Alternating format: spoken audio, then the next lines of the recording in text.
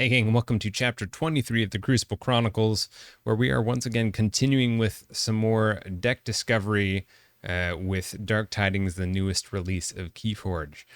So let's get to the most important part. We're going to open a new deck and we're going to run it through 5 games here in this chapter. Let's check out the deck. All right, gang. So I know this looks weird. This deck is opened, but I have to tell you, it has been a heck of an attempt to get this recorded. I actually recorded this part and then lost the recording due to the cloud service I used to host them for a brief period for about 12 hours. I lost the recording, then I finally got it back, and then realized that I just had somehow music blasting over the recording when I recorded it. So if you're very curious, I'll put a screen cap I'll put a screen cap right here of the actual sealed deck as I'm pulling it out. If you're worried about that, but this is in fact the deck that was opened. It was brand new and opened for this video, but I have actually come back from the future, just a day in the future, realizing now that my recording was not in the way that I wanted, which is particularly ironic because. I'm trying this new kind of like camera situation, just trying to get a little bit more of a better experience, a better product in terms of the video quality when looking at these cards. Anyways, so we have a brand spanking new deck, fresh out of the packages 12 hours ago.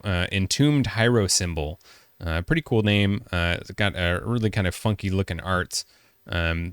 So I will be, I know it's in the deck. I'll do my best to not reveal too much, but hopefully you can accept this. You can accept this product as wonky as it is, as a deck opening.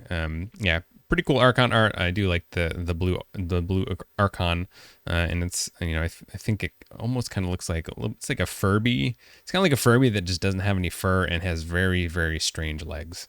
Very instead of like short tiny legs, it's just got these absolutely menacing legs, which is kind of terrifying actually now that I think about that. So let's take a look. As you can tell, we are looking at Unfathomable Saurian and Sanctum. Let's take a look at our first card. We have Portal. Great action here. Love me some tide control, and we have an Ember Pip. If the tide is high, archive Portal. Otherwise, raise the tide. So we like that. Pretty cool utility. If you've managed to raise the tide, you can kind of bank it, and if you're okay taking the chains, you can even raise the tide with chains, and then play this for Ember and get it right back into your archives, which is pretty handy. Particularly nice if you can get it in multiples. That does not seem to be the case in this deck. We have the Horrid Sign-In, 4-power poison, and I'm not gonna lie, I have as recently as the end of last week, disparaged this card because I thought it was very vanilla. And I feel like I can stand by that a little bit. I do feel like the 4-power poison is a little bit vanilla, but just take a look at this. Take a look at this art. This is a mood right here. I think this might actually be one of my favorite card arts, just, I don't know, ever. It's like, it just like screams to me like on a special level. Like every morning when I wake up and I don't have coffee yet, I feel like this is me. This is like those Snickers commercials, like, hey, Horrid Sign-In, have a Snickers, eat a Snickers. And then I have a Horrid Sign-In, has a Snickers, and then it turns into me. So a really, really cool art, and like it's not a terrible creature. 4-power, you can capture armor or something, or capture Ember on it or something. The poison is a nice deterrent. What do we have next? The double Horrid Sign-In, still looking good, my friend. You just be you. And we go for 3, and in fact we can. The trifecta, the triple Horrid Sign-In. Very happy about this. Only, I think I would have been sad, before last Friday. I would have been pretty sad with this.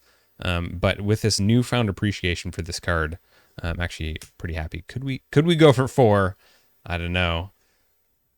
I know the future technically. And sadly, there's not a 4th Horrid Sign-In. That would just be too strong, too powerful. We have a Call of the Void. Exhaust a creature. If it was already exhausted, destroy it instead, and its controller loses 1. So this is really cool.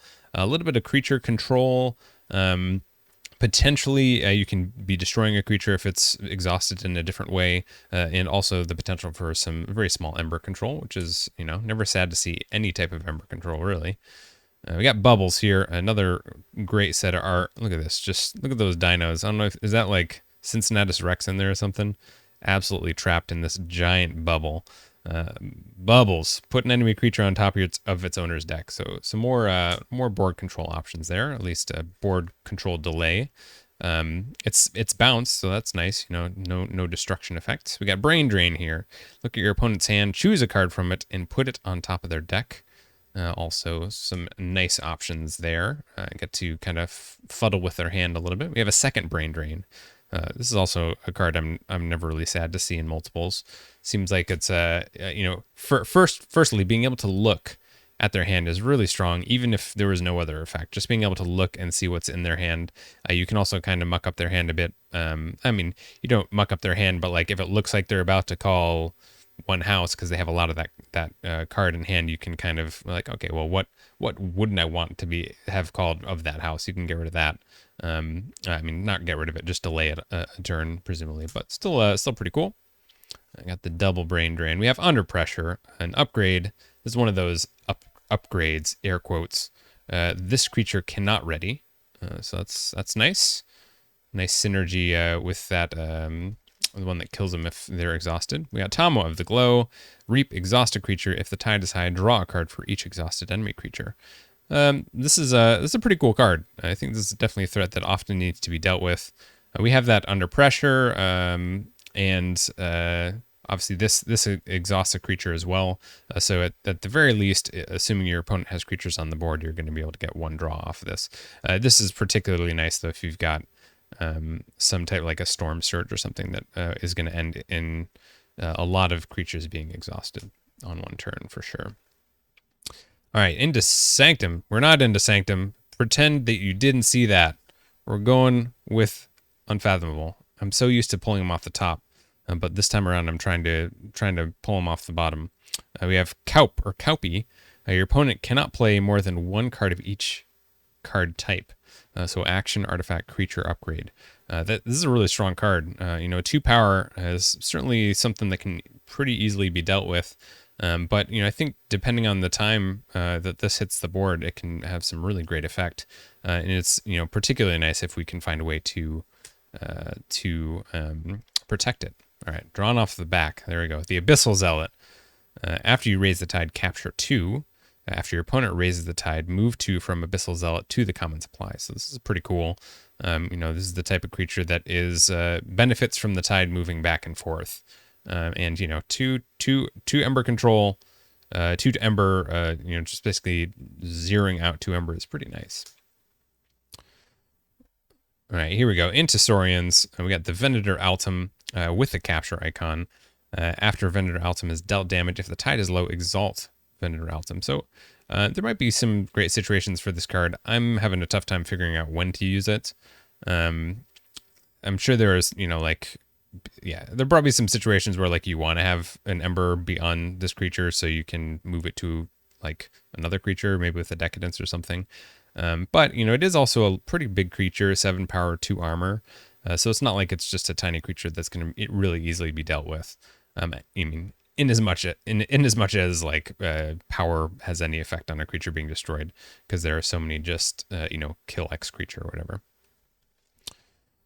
We got a Spoils of Battle. We're going to kind of gloss over these reprints, but super cool. Love me some good Ember control. Really nice with that capture icon we've already seen. Maybe we'll see some more of those.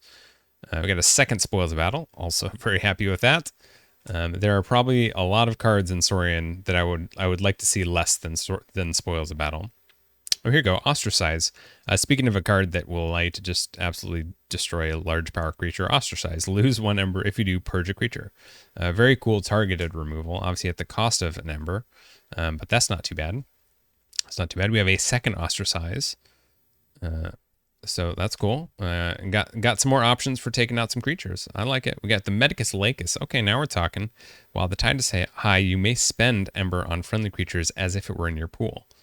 So that's pretty cool, especially with the double spoils so far, and the Venator Altum. We obviously have some capture icons, or at least one, in the deck as well. So that's pretty good. I do find that this card just really kind of devolves the game. While Medicus Lacus is on the board, devolves the game into just like a tide a tide swap. So it's like there's in lieu of something like an Imperial Forge. You're probably not going to be able to forge unless your opponent just forgets that Medicus Lacus is on the board. So we can hope for one of those. Hope for an Imperial Forge. We got Magistra Vita. Play Reap. You may exalt a friendly non-soaring creature. If you do, Reap with it. So that's pretty cool. It's another way to exalt a friendly creature and get some value. Get some value. It's kind of some house cheating there, as long as you're looking to reap.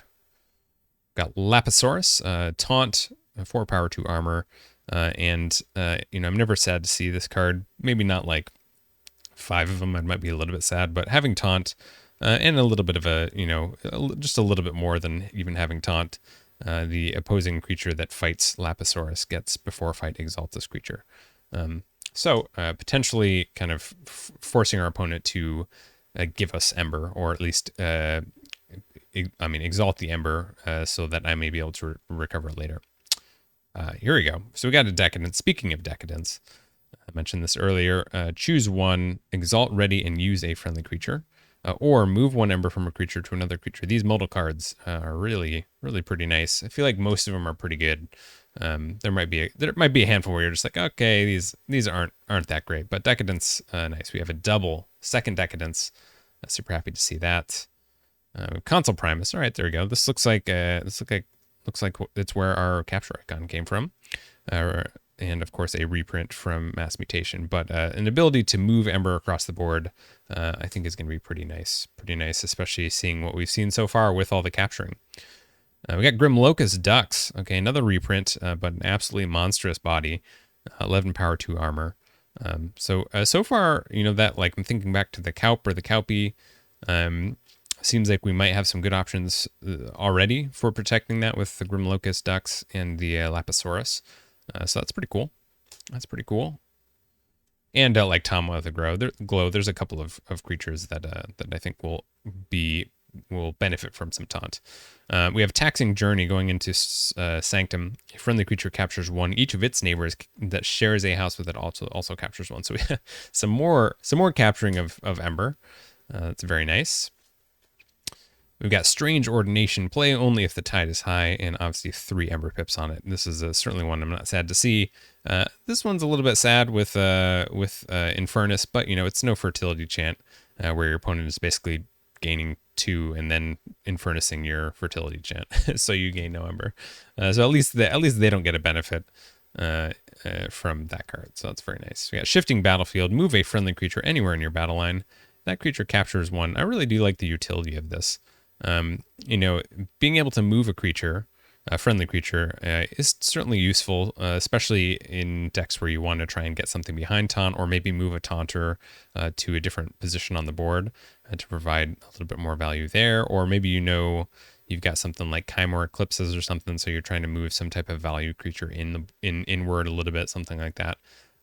So really nice for that. Obviously has an Ember Pip, which is great. But then kind of the cherry on top is that it also captures 1. So some small Ember control on that card. We got Seneschal Sargassa. After a player raises the tide, a creature they control captures 2 from their opponent. Another really good sized body. Some Ember control. Obviously this can work both ways. But if your opponent doesn't really have the creatures to support capturing a bunch of Ember, then there are definitely going to be some situations where this works out a lot better for us. We got Martial Ewer, play, fight, raise the tide. Very happy to see some more ways to affect the tide. Certainly because if we want to try and keep that Medicus Lacus relevant and not have to take a bunch of chains, stuff like Portal and Martial Ewer will be really nice. Also 4 power, 2 armor, decent sized creature. I do feel like that's a pretty good complement for something that has a fight ability. So obviously the playability is great, but I find that in most situations I'm able to fight with Marshal Ewer to at least raise the tide one or two more times, assuming the Marshal stays on the board. So really cool card.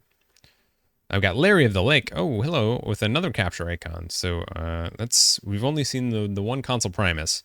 So something else is adding some icons. This is another great card. Larry of the Lake, 3 power. While the tide is high, each friendly creature gets +2 armor. The Lake giveth. That is pretty cool. I haven't really looked that much at this art, but that's pretty cool. Riding, I don't know, that doesn't really look like a horse. Looks like maybe it's like some type of lake. Well, or is that in like the sky? Might be something flying in the sky. Interesting. Or maybe it could be some type of sea creature. Who knows? Anyways, plus armor. Always great, especially with some of those weaker creatures we're trying to protect. Just keep going back to the Kaup. That's definitely a nice one. Here we go. We got the Whoopsies Wall, Hadrith's Wall. Of course, another reprint, but I'll read this one for those who haven't seen it. Each friendly flank creature gets +2 power. Seems like it's going to be pretty relevant. We have some small creatures we want to make bigger. And potentially we can even make some Taunters bigger when we play them on the board. So certainly a great card, a very easy one to forget if you're not playing online. Oh, there it is, the double Hadrith's Wall. This one comes with a capture icon as well. So that means if both of these are on the board, +4 power to each creature on a flank. That's not bad. Maybe that shifting battle line is more and more interesting now, trying to keep stuff on the flank. Keep stuff we want to be boosted up on the flank. Oh, here we go. Here's one of those capture icons. Bring Low, a reprint from Mass Mutations. So another great Ember Control card. Does seem like almost all of the Ember Control here is capturing. I think basically it all is. Everything is capturing, and no real way outside of the Medicus Lacus to get rid of that Ember. So I think it's mostly stalling that we're looking at. All right, there we go. Double Bring Low. That's actually pretty brutal. Double Bring Low. We got the Taxing Journey, the double spoils. So that's really good. We got some Ember or some capture pips hanging around as well. We got the Seraphic Armor. This creature gets +1 armor. Fully heal this creature. So that's pretty cool. And of course, I teased it earlier. We have the Sanctum Guardian, another reprint, Taunt, and this Taunter can move around the board, so that's pretty cool. Let's take a kind of quick just evaluation here. We'll take a look at the Ember Pips. We got 3 right there, 4, 5, 6, 7, 8. So actually we have 8 Ember Pips in Sanctum. That's pretty crazy. 8, 9, 10, 11, 12, 13, 14. So 15 Ember Pips, very respectable. 15 Ember Pips, and we've got a couple of, we got some, was it the double Decadence in there? There might be some situations where we can Consul Primus some of that Exalted Ember away. So I feel like the Ember generation in this deck is going to be pretty good. We'll see how it sits on the board. I have a feeling, in lieu of some type of board wipe, it'll do all right on the board because we got 1, 2, 3, 4. It's only 4 Sanctum creatures, but the aside from Larry of the Lake, pretty good size. 6 power, 2 armor, 6 power, 1 armor, 4 power, 2 armor. So some pretty big creatures there. Grimlocust Ducks, obviously being huge. We got, what did I say, 4? 1, 2, 3, 4, 5, 6, 7, 8, 9, 10, 11, 12, 13, 14, 15, 16, 17. So we got 17 creatures, which is a pretty normal, I think a pretty average amount. It actually looks like Unfathomable maybe has our highest creature count. We got 1, 2, 3, 4, 5, 6, 7. Is that right? 7 versus Saurian, which has 1, 2, 3, 4, 5.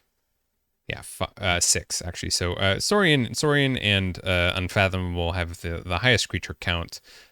Does certainly seem like pretty much all 3 of these houses might have the ability to keep their creatures on the board. Certainly with these double Hadriths. It will be interesting to see how this deck kind of pans out. I think we have obviously a good amount of Ember Pips, hanging out, which is always a welcome sight. The kind of the question for me will be, can we control the board? And we have, a little bit of that in Unfathomable with primarily exhausting, some exhausting, but there really isn't, like we're missing like a Maelstrom, or really any of, like Grand Melee or any type of board wipe. So I have a feeling if we get behind on the board, it will start to be a problem. But we also do have a pretty good board presence. These ostracizes, I think, will be really, really quite nice, giving us some targeted removal. But against something that's super fast, and or can get out on the board very quickly, that could be a problem for us. Now, again, as I was kind of mentioning earlier, one of the benefits of this deck that I'm kind of perceiving at this point was with 15 Ember Pips plus, plus the Decadences, which can potentially help us generate some more Ember pretty quickly. It doesn't seem like we're going to have much trouble generating Ember, which gives us the advantage of being able to use our creatures to kind of control the board, maybe not having to reap as much, but we can use them to fight. And I think that is probably going to be somewhat important. There is also an interesting additional side bit that I touched on earlier, that it seems like the only real effective Ember control we have is capture. So we can't really exhaust all of our creatures. And by exhaust, I mean we can't get all of our creatures killed, fighting everything off the board, because we rely on those creatures for Ember control as well, with that captured Ember. So I think this will be interesting. Sorry again for kind of this weird opening. I do promise this deck was open for this episode. I done goofed with the recording earlier. But let's hop on over to the important stuff, which is the first game with this deck. Excellent. All right, what do we got? The War Lady of Nantbend. Got some Logos, Shadows, Star Alliance. Not a bad house combo. We have the absolute legend Gas Pipes Malone. As we like to call him, Punch Fish and Die. If you don't understand that reference, then you should go watch the Big One Chapter 2, or at least gameplay from that. And you have to wade through like 8 hours of coverage until you get to it, but it's good. It's pretty good.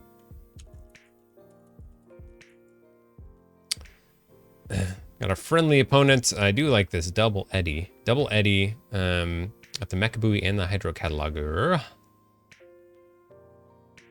Some biome discoveries, Lay of the Land. Looks like pretty speedy. Got that Bren down there. Bren and a little bit of damage there. We got the Seeker Needle. That's not bad. Master Mindy. That's not one we see very frequently. All right, we got ourselves a Marshal Ewer, Larry of the Lake, Magister Vita, Vendor Altum, Tomo of the Glow, and Bubbles could be a nice combo to throw down. I feel like I want to try and get to 3 cards though. There we go. Hadris Wall, Larry of the Lake, and Strange Ordination. That's not bad. Also 2 capture icons, so that's pretty good. I guess we'll take a Sanctum turn, play a Larry of the Lake. We're going to go ahead and take the Tide. We'll play Strange Ordination, and then Hadris Wall. So make that a large Larry of the Lake. Good old Larry of the Lake. So you can purge a creature. What are we going to want to purge? I feel like there's already some stuff that I would like to get rid of. The Australis Seaborg. Being some repeatable tide control. It's interesting. Can put some damage down, presumably get a little reap. We have the Xeno training with the draw icon on. What's handing out these draw icons? What's handing out? The Infomorph, of course. Infomorph that enhances itself too. Got the biome discovery. Okay, so the double biome discovery. That's pretty nice.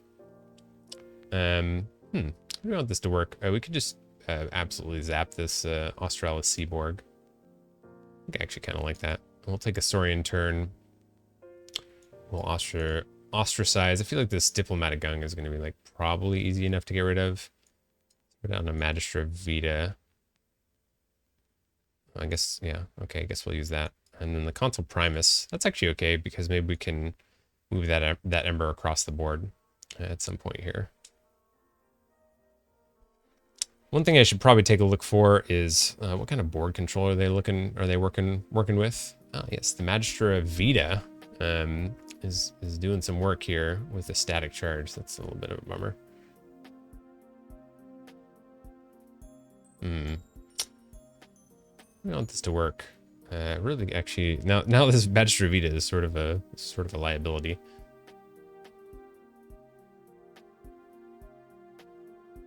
I could just take a Sanctum turn, a Saurian turn. I may exalt, so I don't actually have to exalt it. That is pretty interesting. Let's just take a Saurian turn. I'm gonna play this Grim Locust Ducks. Might not be a great play, but it is what it is. So we'll go ahead and reap to move one from there to there. I think we just fight this. We could reap, which would allow us to use the Lariat of the Lake. But do I care that much?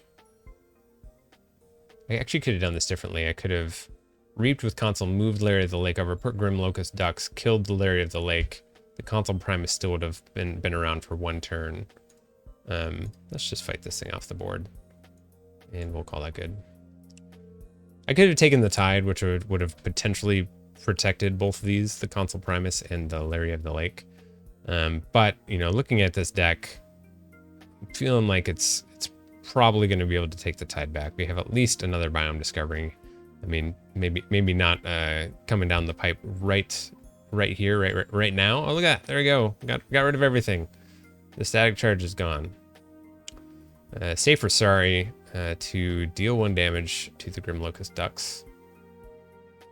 Oh dear. Okay, well, I guess we got to start moving some cards then. Let's start moving some cards. We will take a Sanctum turn. We can go ahead and play down Marshal Ewer, raise the Tide. We will bring low onto Marshal Ewer, then Taxing Journey, I guess. What do we want to put this onto? I mean, Marshal Ewer, I guess, is sort of protected right now. Hey, we're up to 7. That's not bad. We can throw it on a Kaup here, which is pretty good. Pretty good. Throw it with this Grim Locust Ducks. There's an Eddy. Discards the Mechabui. Okay, doesn't really want to play the Mechabui game. That's okay with us. How do we want this to work? I can take. So our opponent isn't gonna be forging a key. I think I want to get this Kaup down. So let's take Unfathomable. Take an Unfathomable turn. We'll throw down the Kaup to the right. So a 4-power Kaup. Kaupy. I don't know. I'm just probably saying it wrong. We got Tomwav, the Glow. And we got Bubbles. Let's go ahead and return the Absolute Legend Gas Pipes to their opponents. I guess it goes to the top of their deck, right? On top of their owner's deck. So we can look forward to that coming back out. And I nearly forgot the triple Horde sign-in. Absolutely incredible. We got the Hydro Cataloger. Another Eddy hits the board.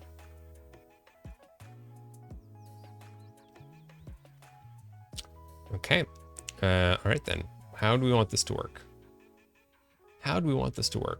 So we can take them off check once again with Sanctum, and I think we should probably do this. That's pretty good. Creature gets +1 armor and fully heal this creature. I could just like fully heal the Grim Locust. It's pretty brutal.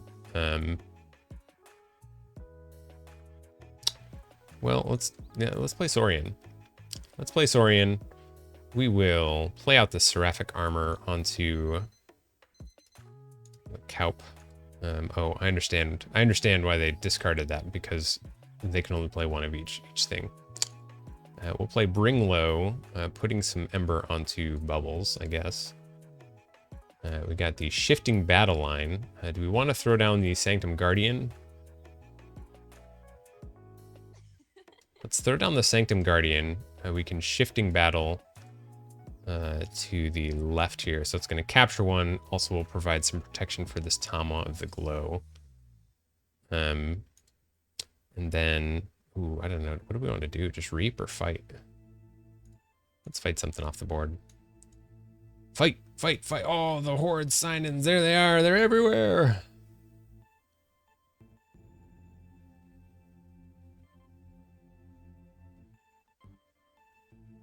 All right, here we go. Zap coming into play. Takes out Kaup. Brutal. Absolutely brutal. Plenty of damage to make that happen. We can spoils the battle, then ostracize. That seems pretty good. Yeah, okay. Let's just do that then. So how do we want this to work? Do we want to fight something? We're not getting onto check, are we? No, so we can purge. Let's purge this Eddy.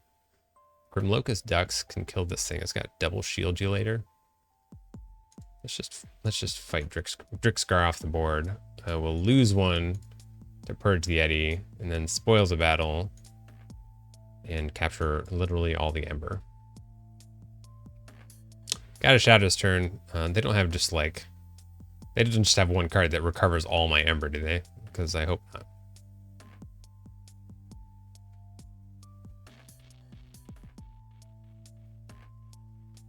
Gas Pipes is back. And is this the hand cannon? Does this one? It does. Oh, nice. It's got the thing. And Bren comes down too. Double Gas Pipes. That's pretty good. That is pretty nice. And Looter Pillage. All right, so that's a lot of shadows, and we're sitting on a boatload of Ember. Captures 3 Ember onto the Brend. Okay, that's all right. I think we just probably are going to be taking an Unfathomable turn. We get some pretty good value out of this. We can Brain Drain. Oh dear. We got Science. The Infomorph. Maybe Hard Simpson. Let's just get rid of Hard Simpson. And we'll play the Portal.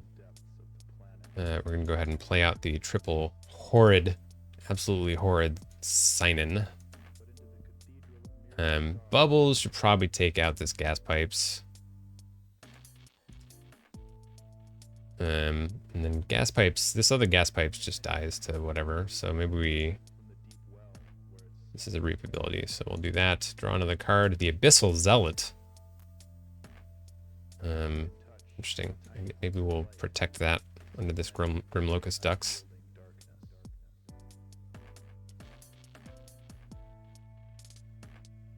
And we the trio has hit the board. Oh, look at this it's horrid. The horrid sign-in. Man, we got our second spoils of battle. We got a Decadence. Oh me, oh my. Here comes the Dipno Spymaster. A Seeker Needle to kill Bubbles. Nice, absolutely well done. All right, I gotta remember what this thing does. The Smiling Ruth. You take control of an enemy flank creature. Oh, nice! They did it. They did it. All right, how do we want this to work? Brain Drain under pressure.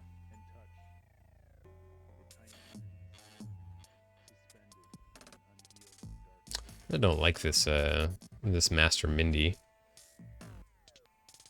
I just honestly feel like I can give away one of these. I can give away a key, right? We'll go ahead and pick up our archives. We will play Portal. We will play Under Pressure onto the Dipno Spymaster. We can Brain Drain. So this time we could get rid of Hard Simpson again.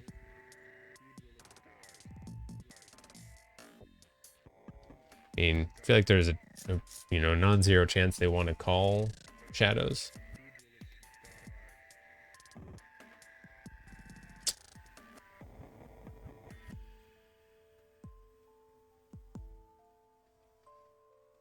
Okay, get rid of the info more. I feel like this Logos turn isn't really all that great for him. Let's just keep putting putting that thing back. You know, I think I'm just gonna kill this. Just gonna kill this Master Mindy. Just gonna kill that thing. I don't really want to have to deal with it. We can reap here to exhaust that. Draw into our other Hadrith wall. And we call that pretty good. Puts us up to 8. I think. Oh, I'm so sorry. Absolutely ripped Horrid Sign-In.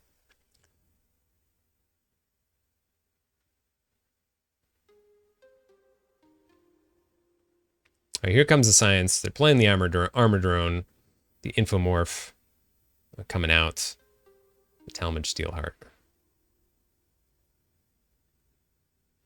We know they've gotten into the. I mean, I think we just call Unfathomable again.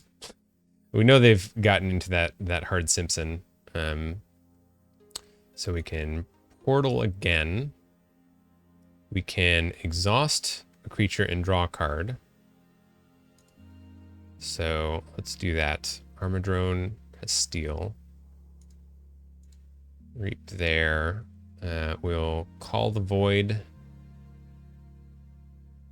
to kill that thing, I guess. Could also exhaust something else.